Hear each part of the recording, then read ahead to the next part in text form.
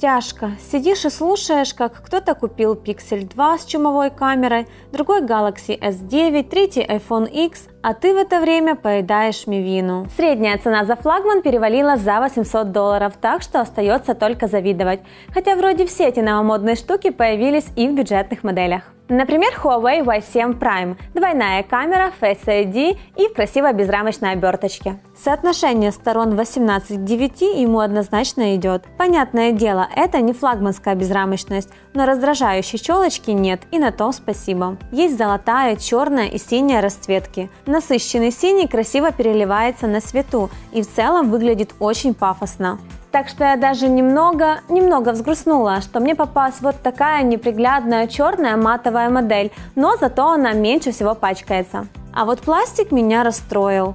Ну нельзя делать смартфон в 2018 с кучей фишек и с такой задней панелью. Да, он немного текстурирован под металл, но все равно пластик. У экрана, помимо тонких рамок, ничего примечательного. Обещанный 6-дюймовый IPS с разрешением HD+. Радует только, что он уже с наклеенной пленкой. По характеристикам Huawei Y7 Prime середнячок, но он старается. Внутри Snapdragon 430 с 8 ядрами Cortex A53, 32 гигабайта флеш-памяти и 3 оперативной особого восторга не вызывают, но жить можно, да и есть отдельный слот для карты памяти. Странно вот, что в модели 2017 года стоит Snapdragon 435 и батарейка на 4000, а тут Snapdragon 430 и батарейка на 3000.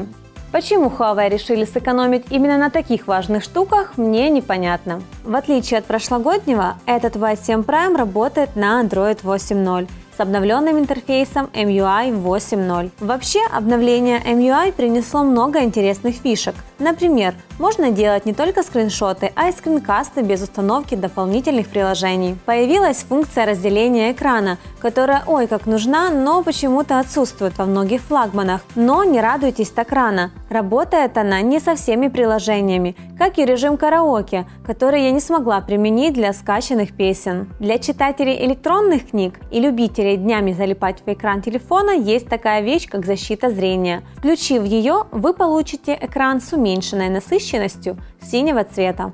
А теперь моя любимая часть. Сканер отпечатков пальцев – чек. Распознавание лица – чек. Двойная камера – чек. Но обо всем по порядку. К сканеру отпечатков пальцев у меня нет претензий, даже наоборот. У Y7 Prime он выполняет не только функцию разблокировки, а и еще кучу других. С его помощью можно открыть уведомления, делать фотки и принимать звонки. Это все включается в настройках, срабатывает довольно быстро. Секунда и телефон уже включен и разблокирован. Добавляется максимум 5 отпечатков. А вот функция распознавания лица пока кажется сыроватой. Ей требуется около 3 секунд, чтобы угадать, кто же вы такой, а записать свои лицевые данные можно только одному человеку. Тем не менее, она работает. Любите приватность? Включайте умные уведомления экрана блокировки в категории распознавания лица. С ними сообщения на заблокированном экране увидите только вы, а не тетя Люда со всем вагоном метро. Камера в Y7 Prime вдвойне улучшилась.